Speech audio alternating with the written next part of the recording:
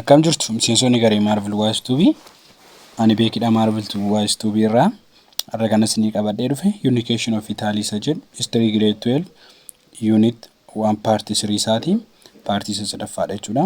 Kanaaf viidiyoo kana duraan jalqabin dura haaraa taatan subscribe gochuudhaan like gochuudhaan akkasumas immoo hiriyoota keessan bira akka ga'u share gochuudhaan viidiyoo kana jalqabaa jechuun jaalladha.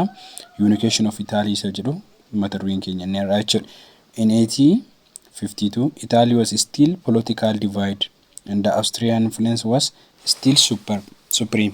So, unification jechuudhaan dura maal jechuudha unification tokkummoomudha. Egaa odoo tokkummaan hin dhufin dura paartii bittinnaa'ee ture jechuudha kan divide ta'etu jira jechuudha. Kanaafuu 1852 irraa kaasee aga bara 1852 tti politikaalii yookaan baawundariidhaan kan Itaaliin addaan diddiigamteeti kan isheen turte yookaan biyyoota garaagaraa provinsiiwwan garaagaraa naannolee garaagaraatti kan isheen qoqqoodamte keessattuu bebbeekamoo kanneen ta'an 8dha isaanitti kan isheen qoqqoodamte akkasumas immoo suppermaasii kan irratti qabu provinsii biyya Jarman keessaa kan taate Awustiriyaadha. Awustiriyaan olaantummaa guddaa irratti qabdi jechuudha. Kan Itaalii guutummaan guutuutti bulchaa ture yeroo sanatti eenyudha jechuu hin dandeenya. Suppermaasii yookaan olaantummaa guddaa irratti qabu Awustiriyaadha. Awustiriyaan immoo provinsii yookaan naannoo Jarman keessaa kan taatedha jechuudha. Kanaaf Awustiriyaatu bulchaa ture baay'ee jechuudha Jarman Itaalii. Kanaaf amma unification of Italy yoo ilaallu provinsiiwwan yookaan immoo naannoleen kunniin HHtti kan isaan argaman jennee ilaallume.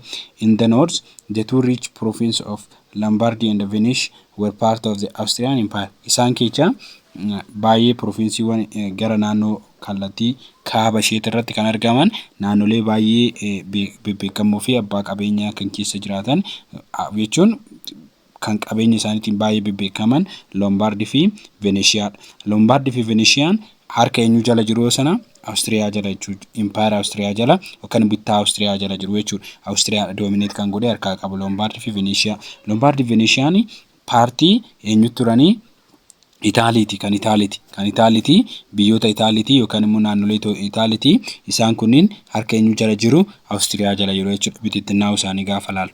Kan biroo immoo in the north central part of Italy there were the Peter state of Parma, Modena, Tuscany and the southern province of Sicily. Naples were very much under Austrian influence and ruling domestically by the ruler related to the Habsburg Empire of Austria. Yeroo kana steetiiwwan biroo xixiqqoo kanneen ta'an immoo paartii Itaalii keessa isheen xixiqqoon North Central jiddugaleessa kaaba jiddugaleessa irratti kanneen argaman eenyu fa'a isaan kunniin xixiqqoodha.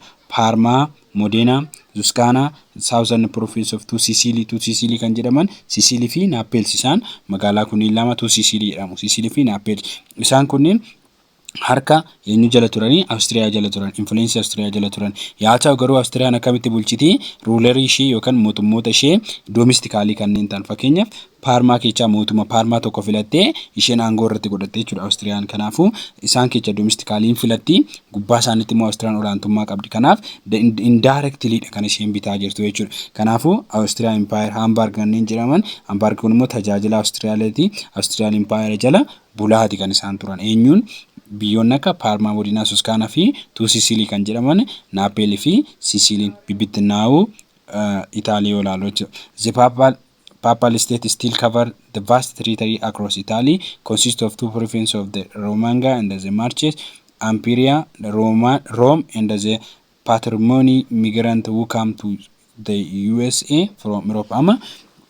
Papal state kan jennu kun yeroo sana papal yookaan immoo qeesii yookaan immoo phaaphaasii biyyattiitiin kan bulan isteetota kanneen isteetiin kunniin Itaalii keessatti lafa guddaa vast territory kan qabatan Itaalii keessatti provinsiiwwan isaan of keessatti qabatan yookaan naannoleen isaan of keessatti qabatan Romaanaa kan jedhaman Marches kan jedhaman Imperia kan jedhaman Rome kunniin jechu jala jiru papal state kanneen jala jiran jechuudha. Kan biraa immoo Patirian migrant kanneen jedhaman USA'dha kan gara Euroopiitti dhufan isaan Patirian migrant jedhamu.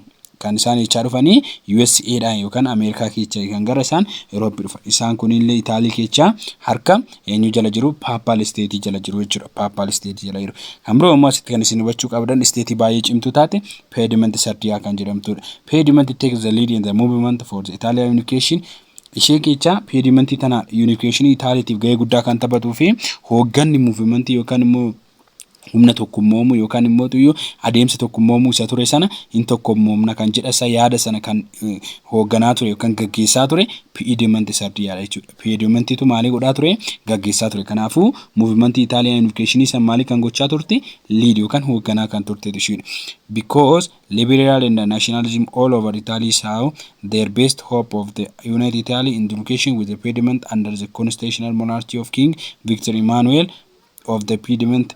Amma yeroo sanatti namoonni baay'een maal yaadaa turanii bilisummaan yookaan libereeshiniin yookaan naashinaalizimiin kan jiraachuu danda'u yoomii eenyu jalatti kan isaan abdii godhatan kan isaan tokkummaa'uu dandeenya jedhanii kan isaan yaadan Piedmonti jalatti biyya isheen tuni Piedmonti jalatti. Piedmontiin kun immoo hoogganaan isaanii yookiin mootii isaanii Victor Emmanuel jedhama. Victor Emmanuel mootii yeroo isaanii diktaatarii miti. Monarchikaaleedha mootiidha garuu maalidhaanii konstitushiniidhaan yookaan seeraan kan bulu. Kanaaf Piedmontii jalatti maalii gochuu dandeenya jedhanii tokkummaa'uu dandeenya. Tokkummaan Itaalii kan isheen dhugoomuu danda'u kan isheen mirkanaa'uu danda'u eenyu jalatti? Piedmonti sarjii jalatti. Kanaafuu hawwii isaanii guddaan maalidha? Tokkummaa'uu unifiikeeshinii Itaaliitiif kan barbaachisu eenyu jalatti? Piedmonti sardiyaa jalatti jechuudha. Mootiin isaanii immoo eenyudha? King Victor Emmanuel mootii isaaniiti kan seeraan bulchu konstitushinaaliidha kan inni bulchu jechuudha. Bara 1849 amma 1878tti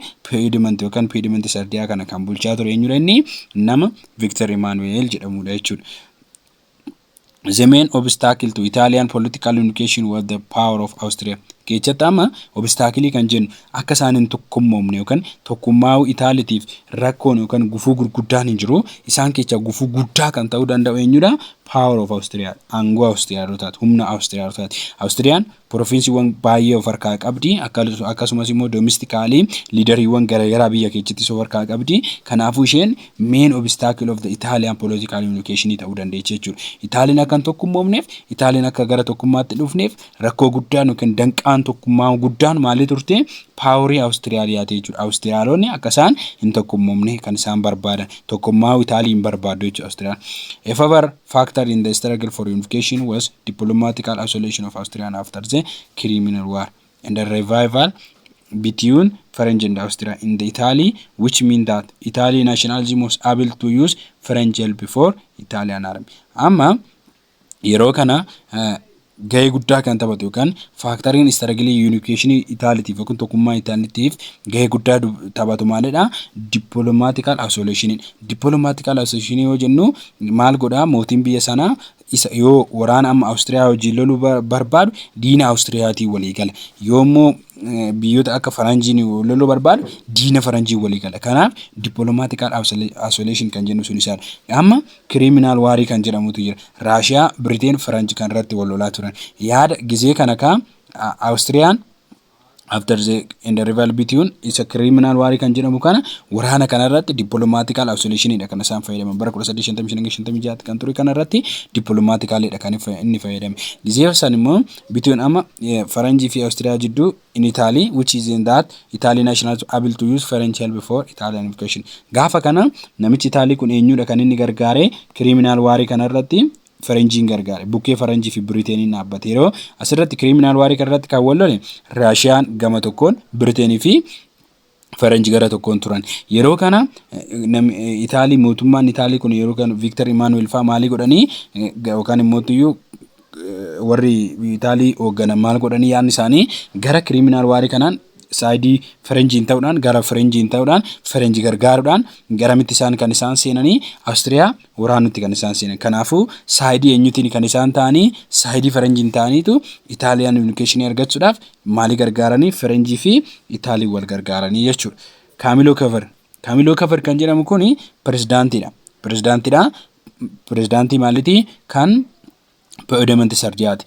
Namni kun isteetii Piedmont Sardiyaa jedhamu kanarratti baay'ee beekama prime ministeri jechuun akka mootii odoo hin taane prime ministeri akka nuti amma prime ministeri keenya jennu kana mootii jalatti kan inni bulaa ture Camillo Cover kun kanaafuu Piedmont Sardiyaa irratti kanaafuu unification Itaaliitiif gahee guddaa kan taphatu dippiloomaatiikaalii nama beekumsa gaarii qabuu fi isaaf architect jennee architect of the Italian unification jennee kan waamnudha. Kanaafuu namni gahee guddaa taphate moojarii iddoo gurguddaa irratti hoggansa gurguddaa irratti gahee guddaa kan taphate Prime Minister of the Piedmont kan ture Camillo Cover jechuudha. Camillo Cover kudhanii amma 61tti nama jiraate bara aangoo isaatiitti immoo architect of the Italian unification jedhamee nama waamamu eenyudha Camillo Cover.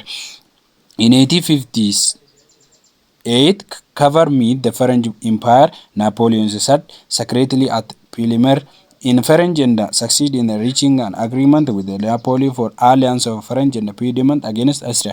Yeroo kana akkuma sila sinitti mee warri gahee dippilomaatikii taphatu keessaa tokko Camillo Cover.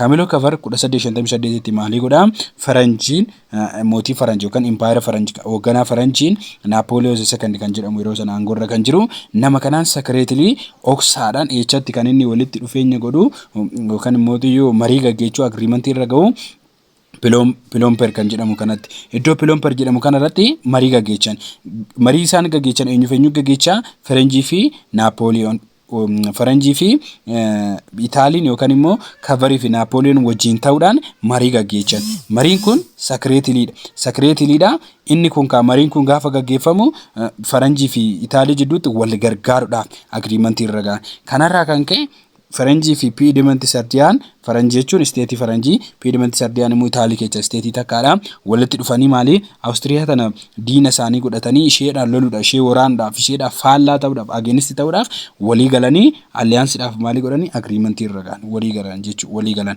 eenyutu walii gala Piedmont Sardiyaa fi Faranjii bulchaan Faranjii Napoleon fi Piedmont Sardiyaa kan bulchu immoo Cover marii irra gahanii jechuudha. Piedmont secretly oksaadhaan icciitiidhaan malatan. In April 1859 Cover successfully provided a declaration of war by Austria on Piedmont. Napoleon III invaded on the side of the Piedmont against Austria.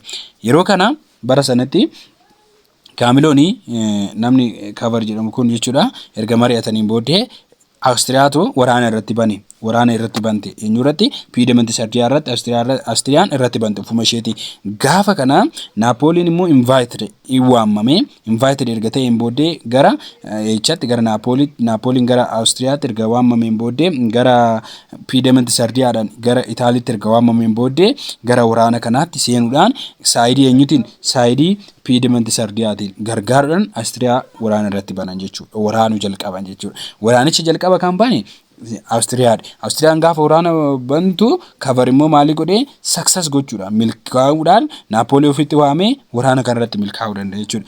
Then combined force invaded Lombardy and defeat the Austrian army at the Battle of Mangatta and Salferdo in June 1895. Amma beetalii kanneen hubachuu qabdu. Humni lamaa walitti makame jechuun kan Faranjii fi kan Piedmont Sardiyaa walitti makamuudhaan eenyu harka Lombardiin harka eenyu turte dura harka Austriyaa turteemti harka Austriyaatii Lombardi baafatan Lombard erga baafatanii Austriyaan maali taate hin kufte jechuudha iddoon isheen itti kufte beetaliin bakkeen isheen itti mo'amte sun tokko Mangatta jedhama lamaan immoo Salferno jedhama inni kun 1859 tti beetalii kana lamaan irratti si'a jalqabaatiif Austriyaa itti waraantee Piedmont Sardiyaan maali kan itti argatteedha Lombardi yeroo bakkatti argatteedha kana jechuun isteetiin amma baay'eetu harka Austriyaa jira jechuudha jalqabaaf garuu Lombardi argataniiru jechuudha bara 1859 The Austrian were drive out of Lombard but still held Venetia amma yeroo san Austriyaan maali galakkifteetti Lombardi kenniteefti Mangatta fi Salford irratti erga waraananiin booddee humni lamaan Austriyaa maali kenniteefti Lombardi eenyuna Piedmont Sardiyaadha kenniteetti garuu Venetia ammas maali gooti harkaa qabdi jechuudha Venetia ammas amma harka eenyu jirti harka Austriyaati kan isheen jirtu jechuudha. One of the result of the Battle of Salford was the establishment of International Red Cross Association by the Swiss humanitarian Henry Dunant amma gaafii kana bakka kanatti gaafiin intrans irratti kan bahin jira gaafii kana siniifan hojjedha garuu sirriitti badda resultiin Salford erga Salford irratti waraana kana gaggeessanii booddee resultiin uumame yookaan bu'aan isaa maal ture Lombardin argachuudhaan alattis bu'aan inni biroo maaliya International Red Cross kan jedhamu associationii isa kana maali godhanii established yoo godhan namichi yaada kana kaase immoo eenyu jedhama namichi Swiss humanitarian waa'ee mirga namaatiif yookaan mirga lammummaa namaatiif kan dubbachaa ture kan qabsaa'uudha namni kun Swiss irraa kan inni dhufe Henry Dunant jedhama. Henry Dunantiin International Red Cross Association kana maali godhanii establish godhan kun resultii beetalii Salford jechuudha. Waraana beetalii Salford erga taasisaniin booddee Swiss Masonry kun maalidha? Yaada International Red Cross Association jedhu kan inni established itti godhanii jechuudha. Napoleon, however, conclusion and unilateral peace treaty with Austria on the basic side, Austria ceded Lombardy to Piedmont but kept Venetia. Yeroo kana Napoleon yaadicha walii galanii turanii, Napoleon jechuun liidarii Faranjii erga walii galaniin booddee yaada isaa keessa deebuudhaan maalii godhee erga waraanichi xumurameen booddee Awustiriyaa harkaa maali fuudhee Laamboordi fuudhee eenyu kennee Piedmont Sardiyaadhaa kenne. Piedmont Sardiyaadhaa kennee Venetia garuu harkuma Awustiriyaatti kan isaan hafan. Harkuma Awustiriyaatti haftee Venetiaan harka Awustiriyaatti haftee Laamboordi garuu Piedmont Sardiyaadhaa kennite jechuudha. Kanaafuu namichi Napoleon kuni yaada isaa hin jijjiirate jechuudha dhumarra ga'e. Other development resulting from the war also took place. Ama developmentiiwwan garaagaraa immoo maali ta'aniiru? Developmentiiwwan garaagaraas bu'aa waraanichaa turan. Waraanni erga dhumeen booda developmentiiwwan garaagaraas maali turanii mul'ataniiru jechuudha. The papal province of Rome and the state of Parma, Modena and Tuscany revolt against the ruler in 1859. Ama erga waraanni kun ta'een booda 1859tti onnoon Lombard harka eenyutti Piedmont galteetti miti papal province jala kan turan yookaan harka paaphaasii yookaan immoo harka warra abbootii amantii harkatti kan bulaa turan kan akka Romana, state of Parma, Modena, Tuscany kan jedhaman kunis warra isaan bulchan irratti maalii godhanii hin bakka onnoo kaasan jechuudha. Diddaa yookaan immoo mormii kaasan. Waraana san jala bulmaata Roomaanaan yookaan immoo bulmaata Awustiriyaan bulchitu san jala bahuudhaaf maalii kaasanii hin didan jechuudha. Against ta'an faallaa isaanii bakka nutis maalii goonaa bahuu qabna biyyoota biroo jalatti papal state jalatti buluun qabnu jedhanii ruuralii isaaniitii warra aangoo qabanii isaan irratti bulchan irratti qabsaa'u yookaan immoo labsiidhaan maalii gochuu kaasanii waraana kaa'uutti kaasan jechuudha biyyoonni kunniin. The rural war overthrown provisional government or established which were in close touch with the government of Piedmont and demand union with the Piedmont. Amma yeroo kanarraa kan ka'e ruuralii yeroo sana biyyoota akka papal state saniini hin kufan jechuudha. Warri aangoo irratti qaban sun hin kufanii kanarraa kan ka'e mootummaan ce'umsaa provisional government maal ta'e established ta'e. Inni kun walitti dhufeenyi isaa eenyu wajjin Piedmont Sardiyaa wajjin. Piedmont wajjin walitti dhufeenya qaba. Kanarraa immoo fedhiin isaanis maali ture? Piedmont Sardiyaa wajjin tokkummoomuudha fedhiin isaanis. Kanaafuu gaafa mootummaan Awustiriyaa sun kan papal state sun irraa erga kufeen booddee mootummaan ce'umsaa isaaniif dhaabbate. Mootummaan ce'umsaa sun immoo walitti dhufeenyi isaa eenyu wajjin Piedmont Sardiyaa wajjin. Piedmont Sardiyaan immoo Piedmont Sardiyaa wajjin immoo maali barbaadu? Walitti dhufeenya barbaadu jechuudha. Tokkummaa barbaadu jechuudha isaan kunniin. Once the northern had been united as the kingdom of Italy, the unification movement turned to obstruct the powerful kingdom of two Sicily in the south. Erga kun ta'een booddee erga tokkummamanii booddee northern irratti erga tokkummaaniin booddee movementii isaanii kan biroo immoo maali ture? Kingdom Sicily tu Sicily kanneen jedhaman Sicily fi Naples harka eenyutii baasuudhaaf harka warra Saawuzii irratti jechuudha. Awustiriyaa Saawuzii irratti bulchaa turan harkaa baasuudhaaf Noorዘርን irratti akka amma Piedmont jalatti maali ta'aniiru? Tokkummaaniiru. Amma kanaaf tu Siciliis maali gochuudha? Baasuudha jechuudha Saawuziidha.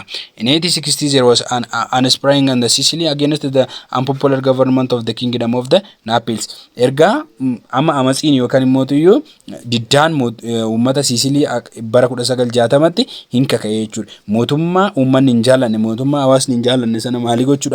Diduudhaan maali kaasanii fincila kaasan. Fincilli isaanii kun immoo kingdamii Naples yeroo sana bulchaa ture irratti kan ka'e yoo ta'u, inni kunis maali ta'uudhaaf Piedmont Sardiyaa wajjin tokkummoo fi bittaa sana jalaa maal ta'uudhaaf bahuudhaaf jechuudha. At that time, successful military leader Garbild was invented to come from Piedmont to lead the Sicilian uprising. Yeroo Sicily keessatti jarri diddaa yookaan fincila kaasan sana liidarii tokko waammatan. Liidariin kun liidarii baay'ee jaallatamu Garbild namni jedhamu. Garbild erga yaammataniin booddee maali akka godhanii Piedmont kan lead goote akka Piedmont mataa isheetti lead gootee fincila Siciliitti gaggeeffame kana akka itti seenaniif Garbild kun maali waamee mootummaa Piedmont yookaan immoo Camillo Cavour sana maali godhee hin waamee jechuudha. Akkasaan gargaaru, akkasaan wajjin ta'uuf gargaaru. Garbild agreed to lead the Sicilian uprising provides that the people accept the program of unification with the rest of the Italian under Victor Emmanuel. Erga akkana ta'een booddee Gaarbilli maalii godhee Sisilii uummanni fincila Sisilii sana yookaan Sisilii keessatti gaggeeffame sana namni hoogganaa ture Gaarbilli.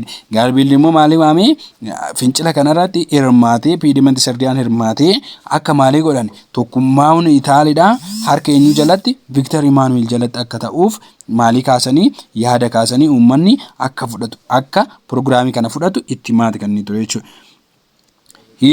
He recruited his famous thousand voluntary in the northern and took them to Sicily, where they joined by another voluntary, advanced up to Peninsula and took the city of Naples on September 7, 1860. Erga kana ta'een booddee yaanni isaa kan ittiin beekamu Gaarbilli maalaan beekama thousand voluntary kan jedhamu kun dargaggoota yeroo sana turan akka isaan hirmaatanii fi akka isaan poolitikaalitti maalii ta'anii more hojii keessa seenanii akka isaan hojjetan kan gargaaru yaada kana qaba ture thousand voluntary kan jedhamu kana noorzii keessatti kan inni yaada kana adeemsisu yaada kana erga fideen booda volontaroonni kun erga waraanichatti hirmaataniin booda Itaalii keessatti teessoo Itaalii keessatti Peninsula Itaalii keessatti wanni kun baay'ee waa'ee tokkummaa Itaalii kun waa'ee yaadni kun waa'ee ka'eef uummanni hundumtuu baay'ee waa'ee cimaniif advaansi waa'ee ta'aniif garamitti seenanii gara waraanaatti siisan kanarraa kan ka'e Sisilii keessa Naapels kan jedhamtu bara 1860tti Seeptembarii 7 harka eenyutti galfatanii harka mootummaa piidimenti sardiyaatti galchuu danda'aniiru jechuudha tokkummaadhaaf. The reason for Gaarbilli's success were sababni inni itti milkaa'eef tokkoffaan first is our skilled leader in guerrilla warfare and his magnetic personality which is made people of all class eager to fight and die under his leadership. Amma namni kun sababni inni milkaa'eef Gaarbilli maalla skilling leadership irratti qabu baay'ee cimaadha. Sababbiin isaa waraana guerrilla warfare kan jedhamu kan waraanni guerrilla kun waraana akkamiitiin dhokatanii waraananii deebi'anii dhokachuu amma mul'atu waraanuu deebi'anii dhokachuu waraana akkasiiti kan inni fayyadamaa ture. Inni biroo immoo magnetic personality yoo jennu nama baay'ee nama attractive godhu nama baay'ee nama harkisu yaadaan nama qabuu danda'u. Kanarraa kan ka'e kilaasiin hunda keessatti kan argaman uummanni kilaasii hunda keessatti argaman hamma waraanaaf fedhii qabaachuu even akka leadership isaa jalatti du'uu dirasii maalii godhu isa jaallatu kan immoo isa kabaju yaada isaa sana fudhatu jechuudha. Kuni success isaa keessaa ga'eessa olaanaadha. Lammanni immoo second is successful mobilization of the Sicilian mass. The mass support him to partly because of his personal qualification, but also because the hope that his movement would bring them freedom from oppression and bitter life. Ama yeroo sanatti success inni lammataa immoo uummata tokkummeechuu danda'udha. Uummata tokkummeechuu danda'uuni uummata Sisilii keessa jiraatan san tokkummeechuu danda'uun isaa gahee guddaa taphateefera success isaatiif akka inni milkaa'uuf. Sababni isaa uummanni hundumtuu uummanni achi keessa jiraatan maalidha isa maalii gochaa turanii isa support yookaan immoo gargaaraati kan turan. Personally qualified namni kun personally quality qaba jechuun barumsas qaba, muuxannoo siyaasas qaba, haala waraansaas gahee guddaa taphata. Lammanni immoo abdiidha isaan abdii jireenya gaarii jiraachuu fi firiidamii argachuu waa yaadaniif uummanni isa wajjin firiidamiin argana bilisummaa hin argana jedhanii waa yaadaniif isa gargaaranii jechuudha. Opposite ta'uudhaan jireenya gaarii hin taane jechuun hobbittaa jala jiran jireenya gaarii hin jiraatanii miti jireenya gaarii jiraachuudhaaf isa wajjin yoo ta'an jireenya gaarii jiraanna jedhanii waa yaadaniif. Third, on the mainland, his success was largely on the demoralization of the army of Naples and the defensive and tracing of the many of the officials of the Naples government. Therefore, Geta brought the unification movement to successfully conclusion. Only Rome and the Venetian remained to be added on February 1861. Victor Emmanuel assembled the dispute of state. Amma gabaabumatti yaada kana hoosiniif ibsu sababiin inni jaallatamee yookaan immoo inni milkaa'uu danda'eef Naapil keessa kan jiran yookaan biyya Naapil keessa kan jiran wattaadaroota yookaan humna waraanaa yeroo kana sana ture maalii gochaa ture kan eenyu tajaajilaa turan kan Naapil ta'anii bittaa humna bitanii yeroo sana bulchaa turan tajaajilaa kan turan Omaan waraanaa yookaan isaan sanii yaada isaanii demoralize godhe. Bakkuma jiru isaaniitti demoralize godhe jechuun isin biyya keessaniif taatanii biyya keessaniif lolu'istanii garboomtanii biyya biraa tajaajiltu jechuudhaan yaada kana jala qabuutti ka'e. Kanarraa kan ka'e isaan immoo maalitti ka'anii yaada isaanii gara muuvimentii kanaatti as deebisuudhaan isa wajjin walii galuudhaaf ka'an. Kanarraa kan ka'e Naapels harka isaaniitti galte. Dhumarra kan harka isaaniitti hafte harka Roomitti harka Awustiriyaatti hafte amma Room duwwaatu harka eenyutti harkee hafte harka eenyu taftee ishiin harka Awustiriyaa tafte. Veneeshiyaan amma 1861tti harka eenyu galteetti harka Victor Emmanuelitti maali taatetti galteetti dabalamteetti jechuudha. Dabalamteetti. Yommuu Veneeshiyaan dabalamtu kana bara 1861 Room hin dabalamne. Room hafteetti, Room kaapitaalii isheetii hafteetti. Mootummaan kun maal godhee Victor Emmanuel biyyoota kana hunda walitti qabachuudhaan yoo sidiin jedhu biyyoota Papal State kanneen jedhaman kana Naapel Nooper harkatti qabachuudhaan maalii godhee Turin capital city godhee supremacy kennuudhaan Turin capital city ishii godhee muudee jechuudha. Capital city godhe. Yeroo kana eenyutu harkatti hin qabamini Roomi malee biyyoonni kuwwan hunduu tokkummaaniiru. Kanaafuu yeroo sanarraa kaatee magaalaa gudditti maali taate Turin magaalaa gudditti Itaalii taate jechuudha 1861tti. Yeroo kana Room harkatti hin qaban. Victor Emmanuel II King of Piedmont changed his title to Victor Emmanuel King of Italy. Amma kanarraa kan ka'e Victor Emmanuel King of Piedmont ture mitire dura King of Piedmont ture. Kanarraa garamitti jijjiirame erga Itaaliin tokkummoomteen booddee Victor Emmanuel King of Italy ta'e mootummaa Itaaliiti kan inni ta'e. 1861. 4 months later, cover having seen his life work nearly complete dead. Kanarraa kan ka'e ji'a afur booddee erga 1861 tokkummaanii Turin kaapitaalii godhataniin booddee Victor Emmanuel sababa dhukkuba garaagaraatirraa kan ka'e maali ta'e hin du'e jechuudha. The Italian government used 1860 Austrian-Persian War and the 1870 French-Persian War to complete Italian unification on 1860. In preparation for war against Austria, Bismarck made an alliance with Italy on the basis that Italy will go to war against Austria on the side of Persia and in return will get Venetia. Amma Venetia akkamitti akka isaan argatan ilaalu.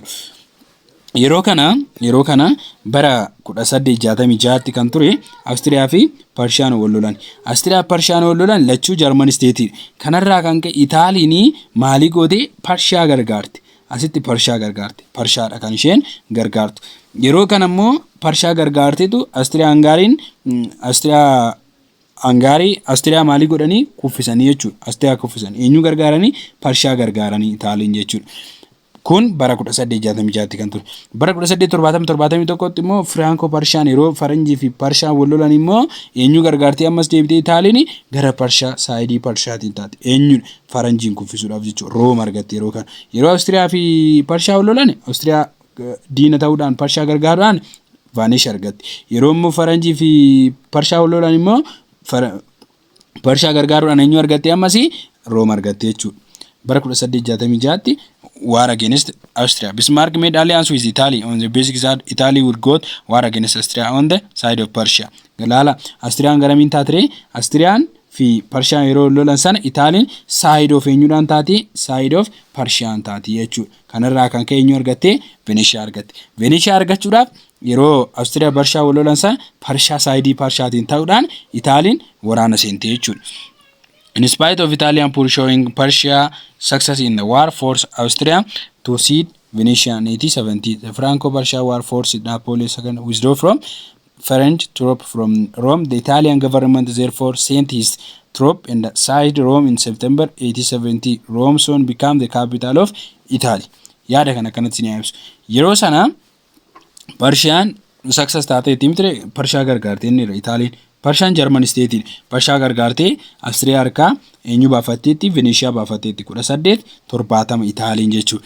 Kanarra darbuudhaan Franco Persia Wariin yeroo ture sanitti immoo Franco Persia Warii irratti Persia gargaaruudhaan Italiin ammas Persia gargaaruudhaan French yookaan Napoli sardii keechaa baaste Italy keechaa baaste. Troopii ishee yookaan wattaadaroota ishee Italy keechaa erga baasteen booda Napoli erga mo'ataniin booda maali argatanii Rome argatan. Rome qabachuu danda'an. Kun bara 1870. Bara 1870tti Franco Persia Warii irratti Persia gargaaruudhaan Italiin Persia fi Italiin Frenchiin loluudhaan French immoo Napoli sardiin Italy galakkisee deemee Rome galakkisee deemee Rome galakkisnaan Rome qabatti. Kanarraa kan ka'e bara 1870tti Rome capital city of the Italy taate. Unification of Italy haala kanaan xumurame jechuudha. Kanaafuu diplomatically kan isaan fayyadamanii Italy'n unification kana galmaan ga'uu dandeeche jechuudha. So partiin itaan unification of German isa jedhudha.